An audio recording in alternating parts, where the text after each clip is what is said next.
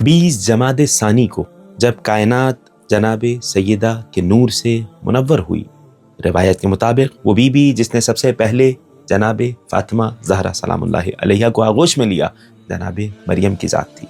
حضرت مریم مقدس وہ کہ جن کی آغوش میں عیسیٰ ابن مریم نے کلام کیا۔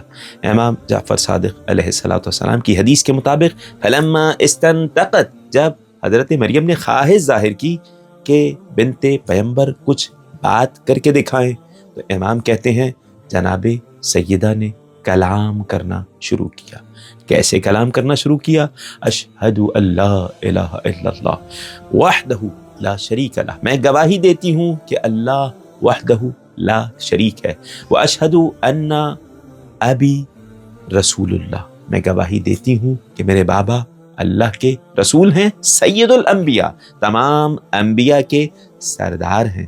اگلا جملہ واشہد ان بعلی سید الاوصیاء، میں گواہی دیتی ہوں کہ میرے شوہر نامدار تمام وصیوں کے سردار ہیں۔